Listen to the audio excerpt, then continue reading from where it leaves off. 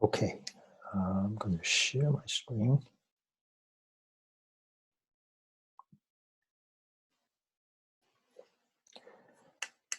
Let me close this one.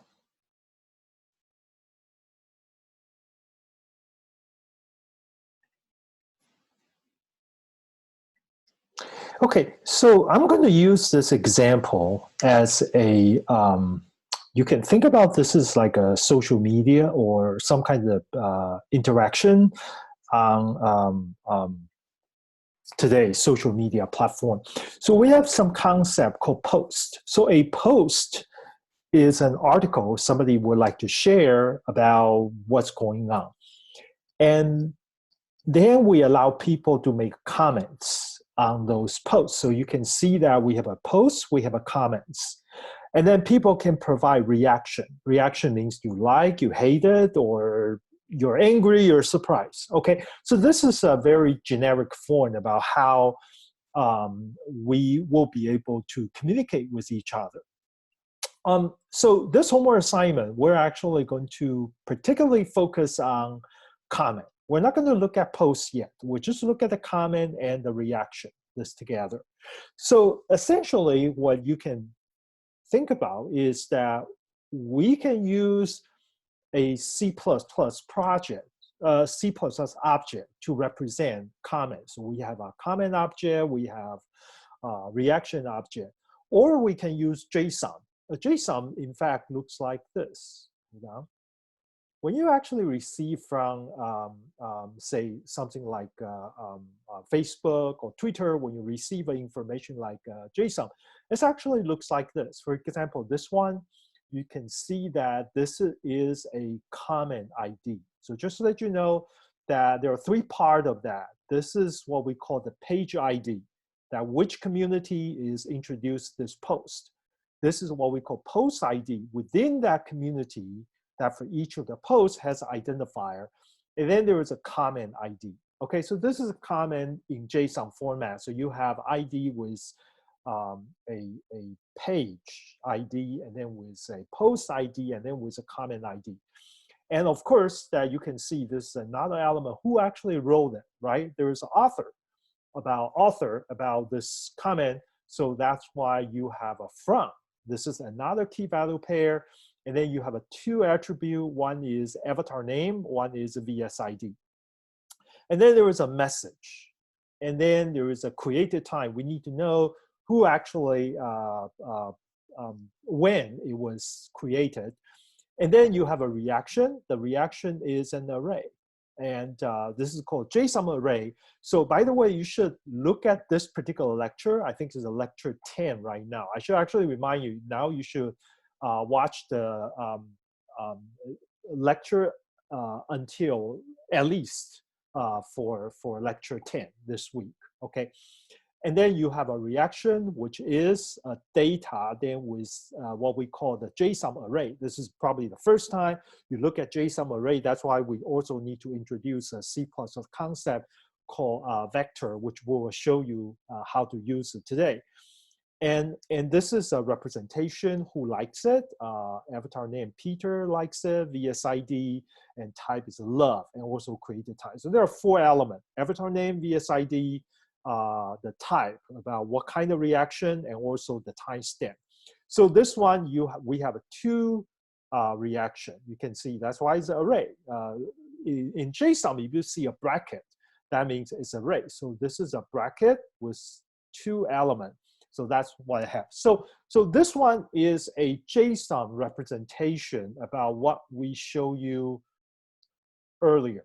This one. By the way, I might scare you. This is the complete JSON. The whole thing represent the whole post. But I kind of extract the comment, that particular comment, and the reaction part out of it. It becomes this portion, and that's actually try to get this part out, this particular comment out of that.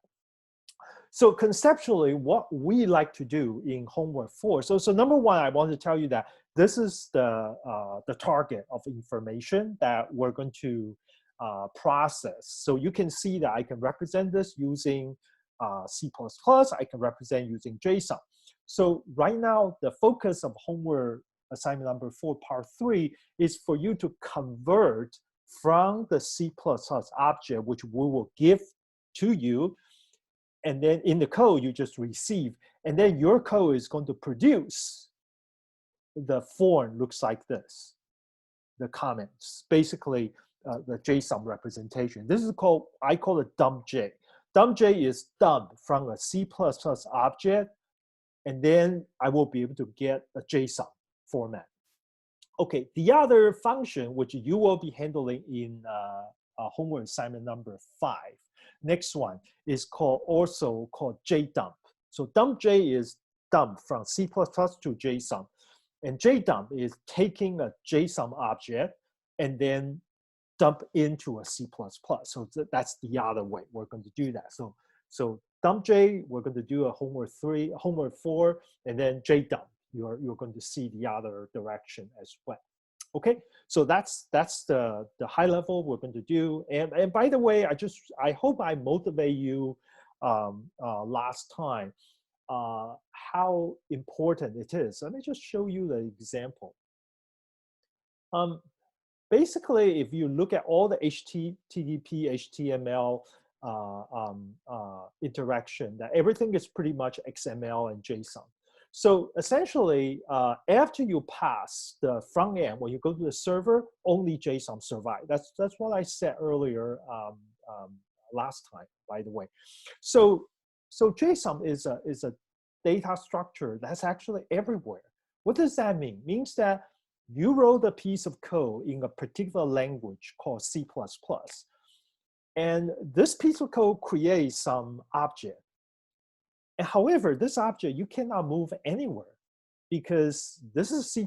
C++ is based on memory. So it has a memory layout, as you probably already figure out how complicated it is for homework assignment number 4, part 2.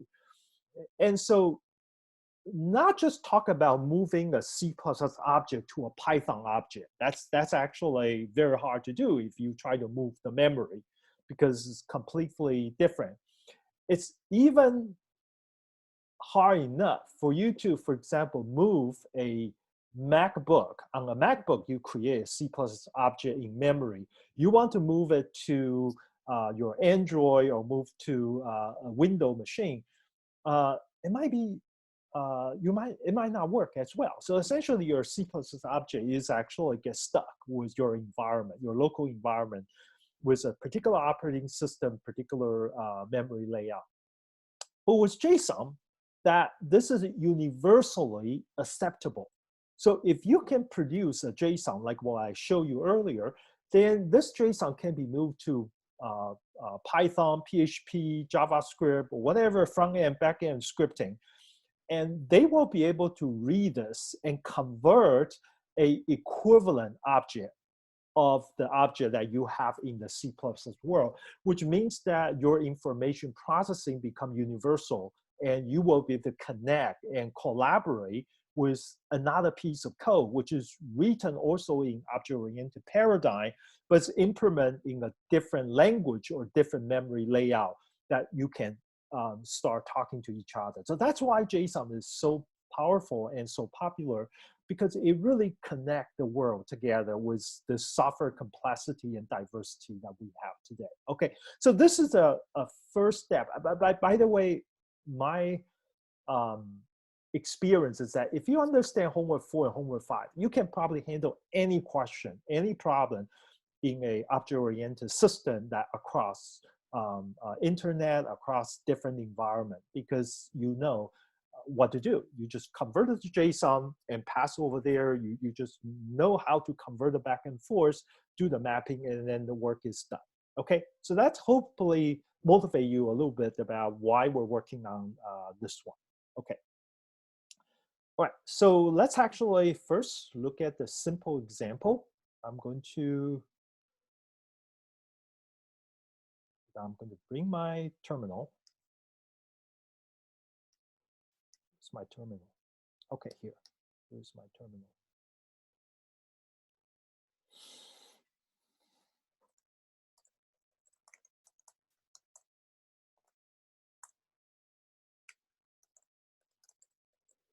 Okay, so if you untar the program, you're going to see the following files. Okay, so let me just explain to you a little bit. Of course, you have a make file, and you still have a core, the core .cpp, core.h, just like your homework 2 and homework 3. And then you have your person.cpp, person.h. They're just like your homework 3 and homework 2. So those are the same. So now there's a few new things we added here. So number one, we're adding a comment.cpp and comment.h. We also add reaction, cpp and reaction.h.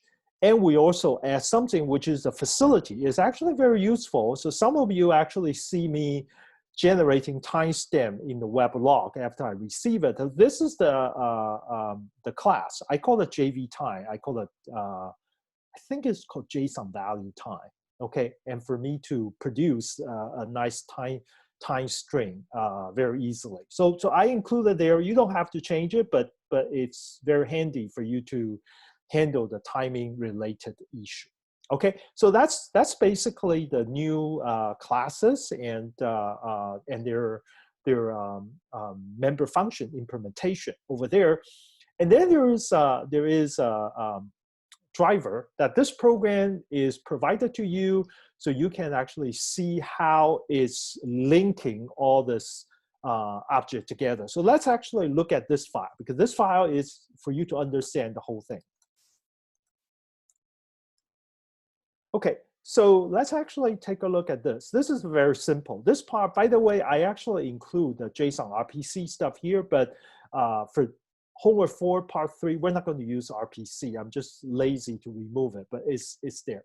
Okay, but the important, it actually include, you see that I include 3 things: comment.h, reaction.h, and person.h, because we need to, if you see the comment has comment object, has a reaction object. It also have a person object because it's the user, it's the person who actually make the comment or the person who actually provide that reaction. That's why we have this 3 files: comment, reaction, and person. Okay, so now actually let me take a look at the first part. So the first part, what I have here is that I actually make a comment and without any reaction, because we could have comment without reaction, right? So I'm going to tell you what to do. So remember I told you that in our design, the identity, the ID about a comment has 3 ID that we concatenate together using 2 underline. Let me just remind you what we did here. If you remember here, this is the ID, the first one for the comment. It has 3 parts. The first part is what we call page ID. The second portion is called post ID, and the third one is called comment ID. By the way, this format is exactly the way Facebook uniquely identify each of the comment that you make. You can use this string to actually just cut and paste into a URL, and then you can access to anything you would like to access within a huge post with lots of comment. Because sometimes the comment has like 400,000 for one single post, and then you need to have the string for you to uniquely identify a particular comment. Okay. All right, so I'm just faking it to have like 3 things here. So first one is a profile. Oh, the profile should be page, but okay, I should probably comment here. This is really the page ID.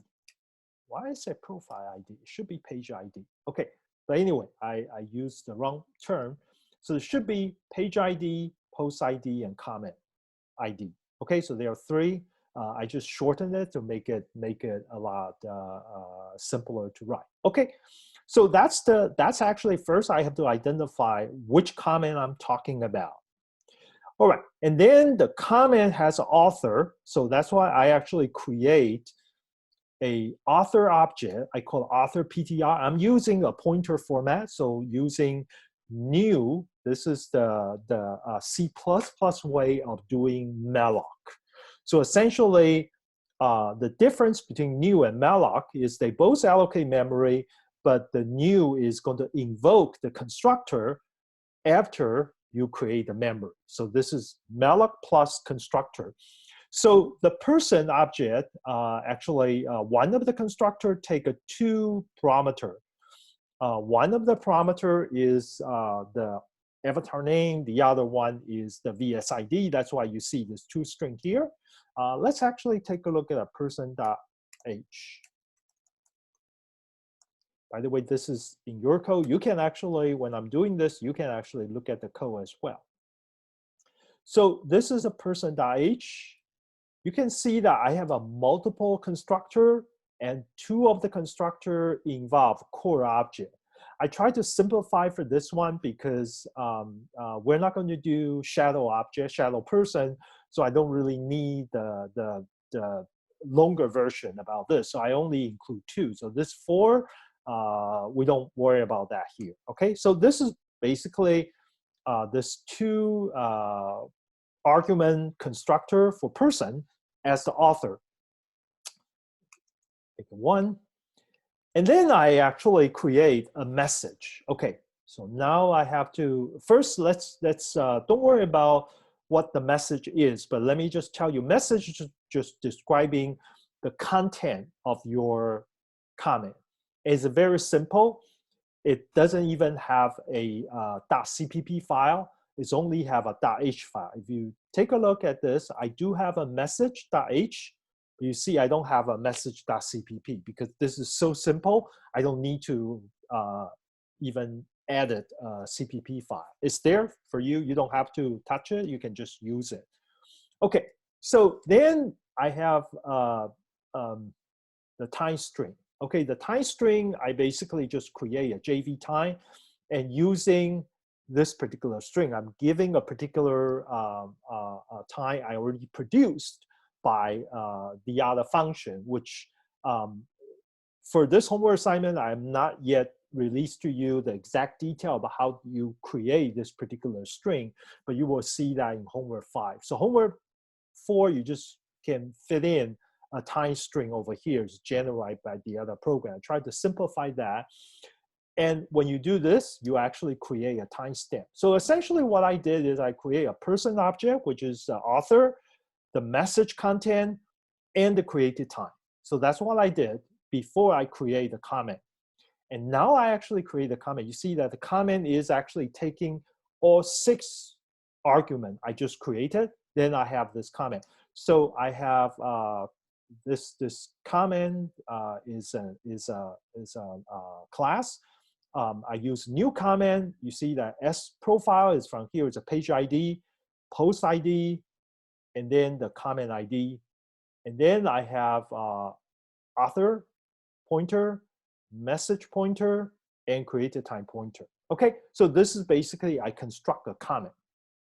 Okay, so up to here, at this point, I already finished create a comment objects in the C++ format. Okay, so comment is a C++. Let's actually look at comment.h. So this is comment, and okay, so it includes the file core, reaction, message, person, and JV time. And then the comment, what you have, by the way, I put everything in the public, so it's easier for me to do certain things, but this is kind of hack, but you can optimize that. So you can see I have a profile ID, post ID, comment ID.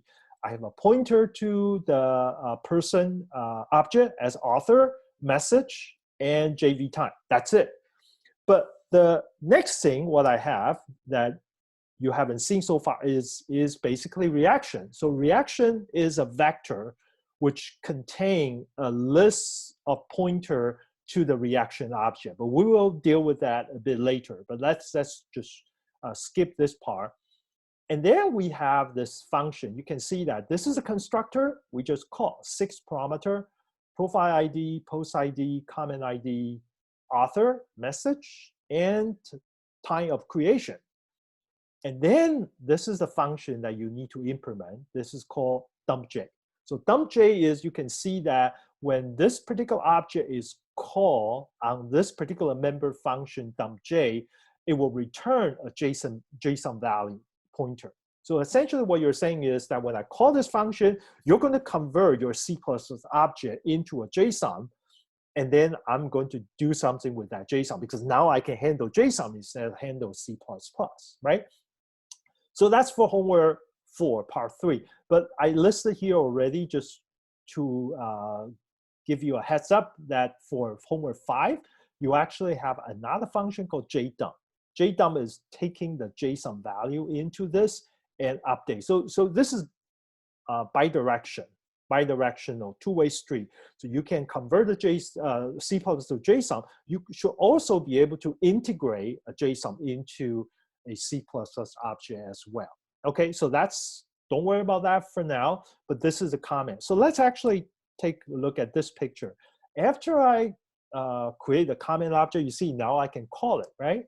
So this is what I did, comment PTR, which I just created here, comment pointer, and I actually call this. By the way, this is the pointer notation of calling C++ object. So if I actually have a comment, let me actually just tell you what will happen.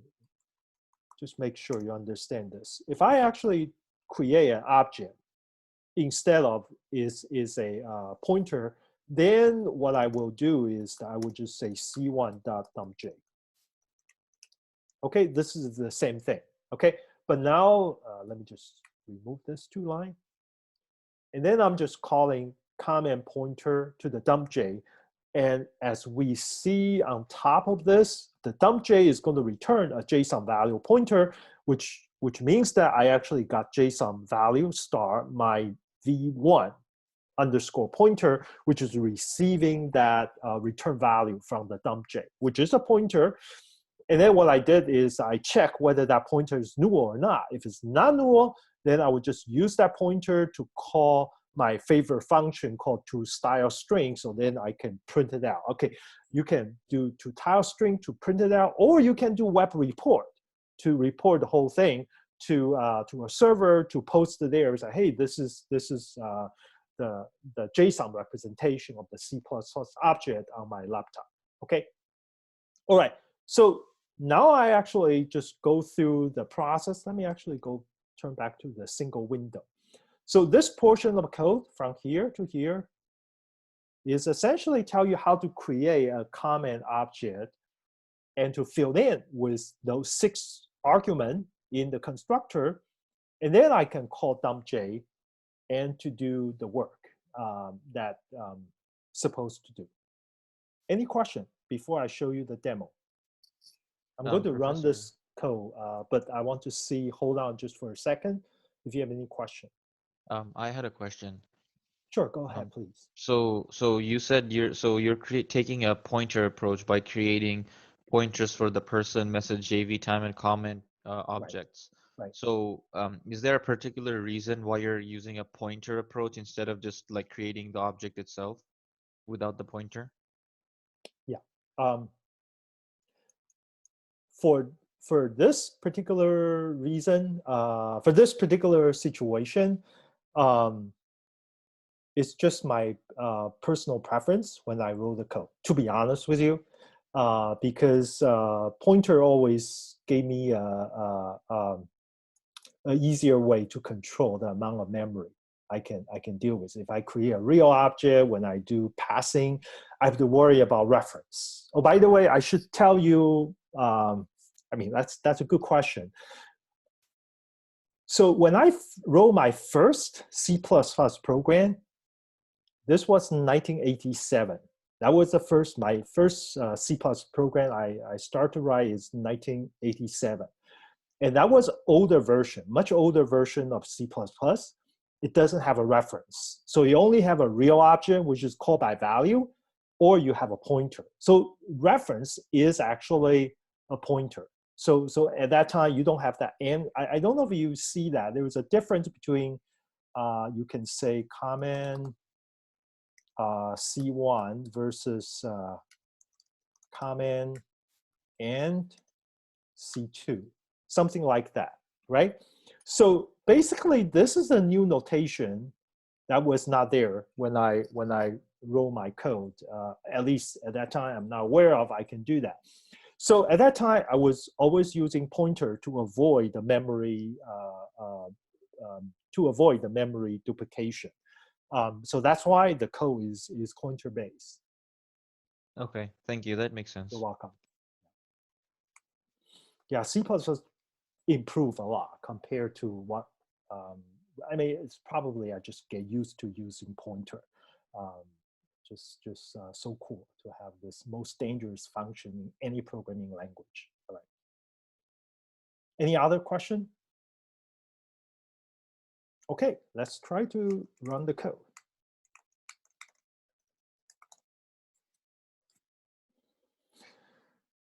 So the makefile is there already. You can just type it in and you got this executable. This executable is called hw4 part3 dumpJ. Okay, so I'm going to run it. And basically it says null JSON pointer for both cases. Why is that? Okay, let me tell you why. Because inside comment.cpp, this code is given to you. I already finished the constructor. So you don't have to worry about the constructor. You see the constructor, it takes the 6th argument and put it in. And it actually reset this one. By the way, this is important.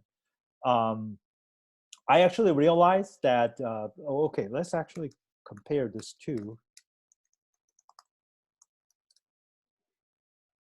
no, not this one. So inside comment, I have the 6th argument, but then I have a pointer to reaction. So when the object was created, some of the environment, some of the C++ environment will nullify everything. So it means that if you're a pointer, this is always null. But I think if you're using Ubuntu, that this null is nullified is not guaranteed. So it's interesting if you have a Mac and Ubuntu, you can actually see that in Mac that this pointer is nullified. So you don't actually need this line because when you construct an object, it's always null.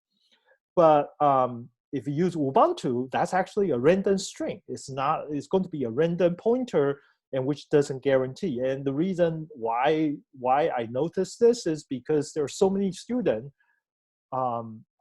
causing this kind of problem. Actually, we figure out that why this code wouldn't work because of the nullification issue. Okay, so just to let you know that sometimes as a C++ programmer, sadly, we need to worry about this kind of difference. Okay, that's why I put it here. It's a coaching moment for you to understand that. Okay, so that's the constructor. Wait a minute, where I am? No, I want to go to .cpp. Okay, so that's the constructor. But here is the dumpJ, the function that I want you to implement. There are 2 places you need to implement. One is the dumpJ function that inside the comment.cpp, and the other one is a reaction.cpp. I actually already provide for you the dumpJ for person .cpp. So inside the person.cpp, you can actually see some example.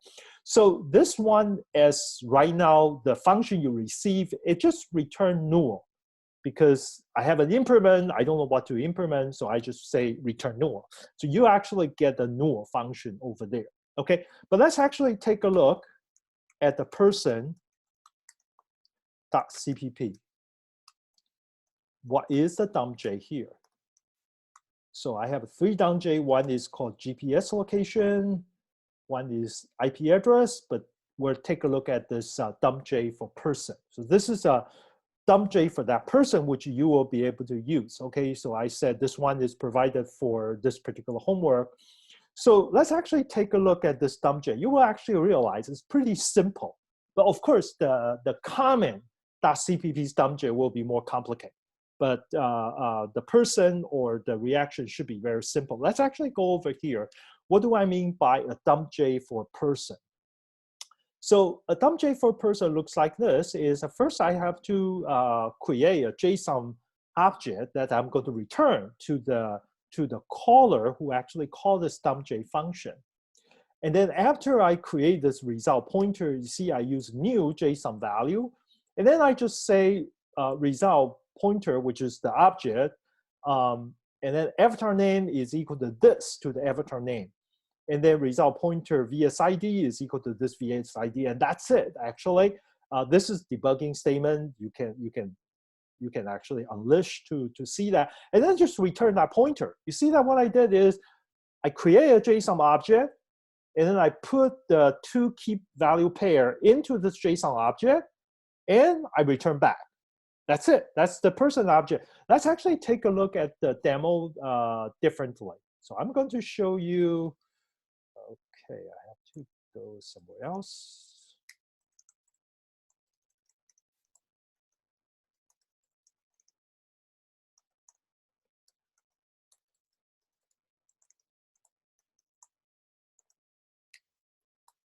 So I actually has the solution over here. So again, I'm going to just make sure that you can see that the number of file is exactly the same, except that I actually implement the comment. So I'm going to run this. I would just run it. Okay, so now it's print everything, but I'm actually going to, sorry, go back.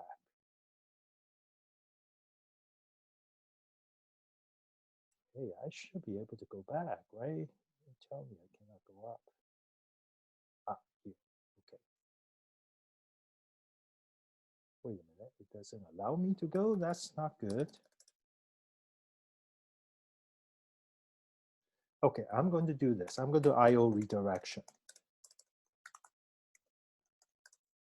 Okay, so basically I start to print out some information, and this is the first part that I print out just the comment without the reaction.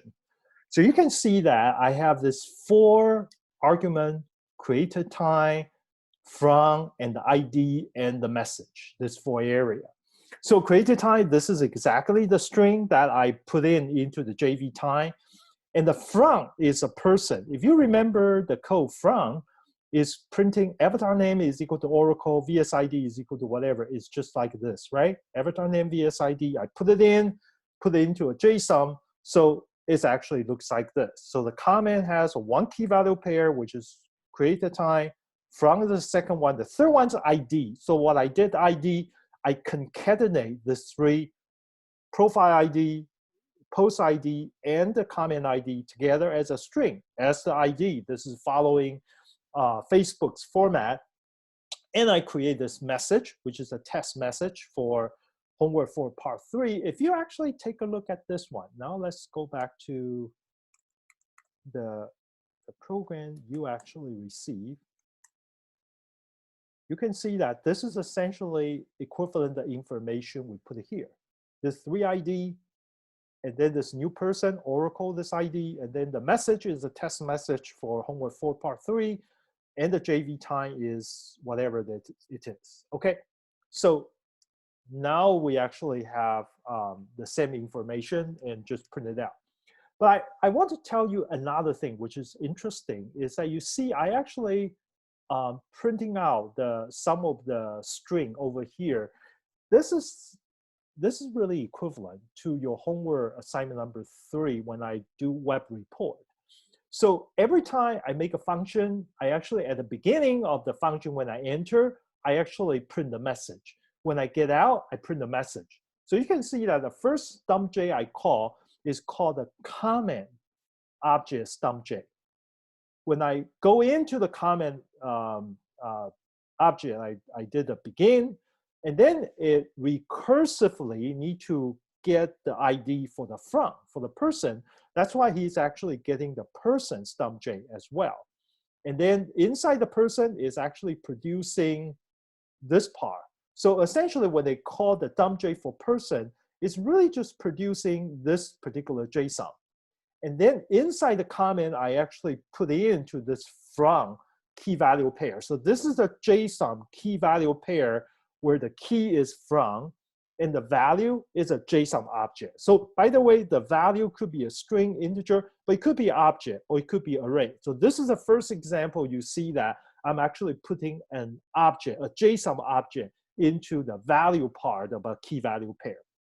So that's why I have this two to get this market version, market portion, and then I actually put it in, and then I complete the whole thing about the comment. Okay, so this is basically a reaction list portion about the object. I actually just put it together. Any question before I go to the reaction part? Just one question, Professor. Sure. So like you said, for this part, the key is from just a string, but the value is like another JSON itself. So Right. the avatar name and the VSID is returned by the dumpJ of person. Exactly. So does that mean when we are creating the key value pair in comment, we need to call the person dumpJ of person? Yes. Let me show you. I show you pick a little bit into this. I'm going to unshare my screen. Hold on.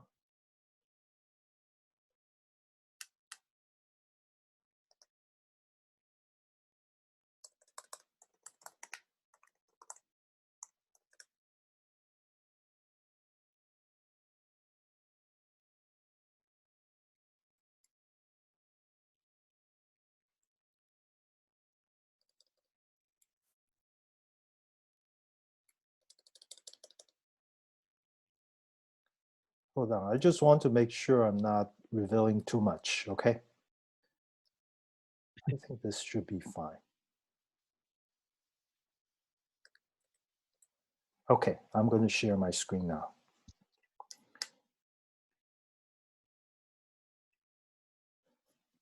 Okay, so let's actually go into your question. So I show you 4 lines of code inside my dumpJ for comment. Okay, the first line is very simple, just putting the ID, right? The ID L_ID was the one I actually already concatenate, so don't worry about that. But the interesting part is from. Look at how I did it. I just say result pointer from is equal to this author. Let's look at this part. This author dumpJ, because I already have. So if you remember, what is this author? It's a person object, Person right? object, exactly, right? This is the author, right? So basically this to the author to the dumpJ, and what I get from that is a pointer to the JSON value. And then I just put a star. Star of that pointer is the content. So I basically put the content of the JSON object, JSON value. Here should be a JSON value because dumpJ is returning, if you remember, hold on. dumpJ is return a JSON value star, right? So then Right. I put another star. That means it's no longer a pointer, it's a content. And I just put that assign into the key value pair this way. Okay, yeah, that makes a lot of sense. Thank you. Yeah. So this is kind of very nice. You can see that, in fact, I really appreciate who people develop the JSON programming. It make manipulate data structure, very complicated one, very easy, very generic, extensible. I really think that learn how to program in JSON is very important. It's not that hard, but you need to learn a few principles to do that. And you just shuffle it in, and the whole library will figure out whether this is an object array or it's an integer for you. The second thing about this I want to know is that it's a recursion, because you're actually calling the comment to the dumpJ, but it's actually calling the person object.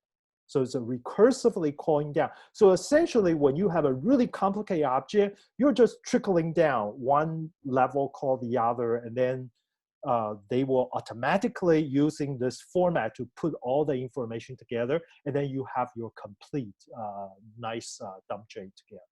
Okay. All right. So hopefully you see that how up to this point we can actually using the code, I show you a few lines, but not the complete comment. And then you will be able to construct the dumpJ here. Okay. Any other question before I start talk about reaction? Yeah, Professor, I have a question. Could you Go please ahead. go back to the previous slide? This one? Yeah. Okay. I want to ask about the result pointer message, that line. This line. Yeah. Oh, that line is basically because the message, I haven't actually talked about the message, because the message is a really simple class. I already, hold on. So message doesn't have a .cpp file, it's just a .h because everything has been already implemented here. Everything has been implemented. In fact, this portion I said with revision, this part you don't need to worry about that at all, because I actually had a version of message I would be able to handle the revision. If somebody posts a message and somebody can edit, and then I want to keep all the older version, so that's why I have a revision. But if you don't worry about revision, and the code is like this, it's just like this. So it has a content.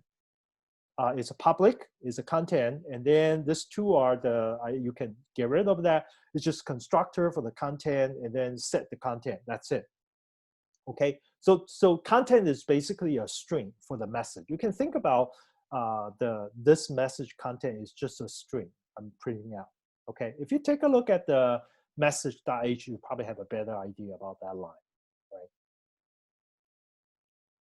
All right, so that will turn out to generate this part, message and the test message for this one. Okay. Okay, everybody bear with me for 5 to 10 minutes you can, because I like to finish the reaction part before we close the recording. But if you need to leave, please feel free to leave. You can always watch the video a bit later, okay? All right, so I'm going to move on to the next part. All right, so we actually have this part. I'm going back to the source code, hw4part3 dumpj .cpp. So what I did, this part is just creating a comment without any reaction, and then at that time without reaction, I actually start to do the dumpj, right? I do a dumpj once, that's why you will see this part. Okay, then what I'm going to do is I start to add a reaction. So how do I handle reaction is the first thing is that I actually create the reaction vector. By the way, remember I set the reactions pointer in the constructor to be null. Null means that I need to actually allocate memory space for that. So I actually create. So this is the first time you look at the vector. So what is a vector? The vector is a standard way. It's a very nice interface in C++ to handle array. So it's not just equivalent. In terms of performance, in terms of the memory usage, vector is actually superior than most other similar standard library within C++. So there was another thing called map. Okay, by the way, both map and vector, they're very useful, but if it's array, use vector. If a map means that you want to allocate something which is using some kind of string, then you use a map. We'll talk about map as well. Okay, so now I'm actually creating a vector of object pointer, which is reaction, and we call that reactions. Okay, and then I'm going to create two reactions. You see that I actually create two reactions. Reaction 1 and reaction 2. Let's actually look at one of them, then you can study the other one. So this 3 line is for me to create one reaction. So remember, what's a reaction? Reaction has a person who actually react to that. I call it reactor. And then the second one is a time, that reaction, also reaction type. Reaction type could be happy, like, love, hate, whatever you want to do. It's a string, essentially. So you can see again, I create another person, that this person is called Trinity with this particular VSID. And I create a time, another time for this reaction. And then I have with this two, now I can create the reaction. The reaction takes 3 parameters. The first one is the type. I said the first reaction is the love. And then who actually is responsible for that reaction? That's reactor 1. And then what's the time step? So you can see that after I create this line, I actually create a reaction object. But this reaction object at this moment is unrelated to the comment that we created earlier. So we must actually connect them together to use the next line. In vector, you can use a function called pushback. So essentially, I'm actually taking the vector. This is a comment pointer to the reaction, which will create a vector. If it's a vector, you can use this function called pushback. Pushback essentially push this object to the end of this vector, at the end of this array. You can think about that way. So after we've done this, we actually not just create a new reaction object, but we also push this object into the comment object. So now this particular reaction belongs to this comment object. Okay, you kind of integrate them together.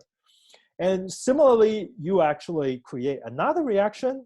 Okay, this is a different reaction. That was love. This is happy. This is reactor number 2. And then similarly, you can do pushback. Push that into the vector. So once you've done this too, essentially now you have a comment object with 2 reactions, and now you can call it again. You call the comment pointer dumpJ. So now this one should have more information. That's why we see here you have the complete one. Now you should see this kind of string. Okay, so this is the second one. You can see that this part is the same, right? Still create the time from ID a message, but now you have 2 reaction data. The first reaction, now this you can see this is an array. This is bracket, this is an array. And within this array, I have a 2 element. So this is one reaction. You have an avatar name, you have VSID, you have a created time, you have a type. And then this one, you have similar things like this, okay? So that's how you can construct these things together. But I just want to tell you a little bit here. You can see that I'm actually calling comment and calling person and calling reaction, and reaction recursively call person, and then the second reaction and call another person, and then comment name, okay? So that is how you can put the whole code together.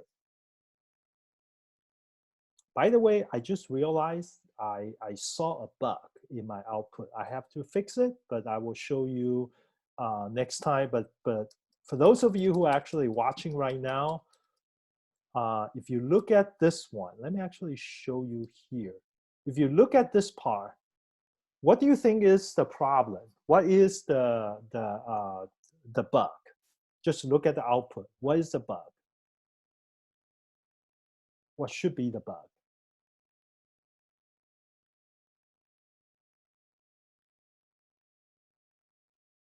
Okay, I see I mean, we're running out of time, so I'm just telling you the answer. The bug was, you see that when I have a from, I'm actually putting this as an object and putting into here. But when I create the reaction, it should be the same as a from, but I actually kind of flatter the from object become avatar and VSID. This is inconsistent.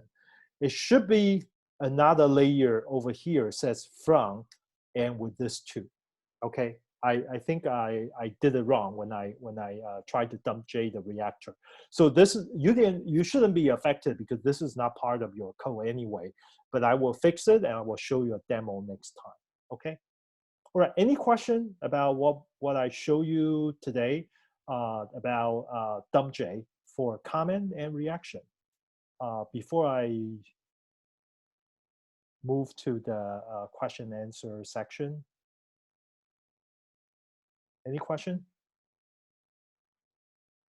Okay, so I'm going to stop recording and everybody can go now, and except those who want to ask me the question.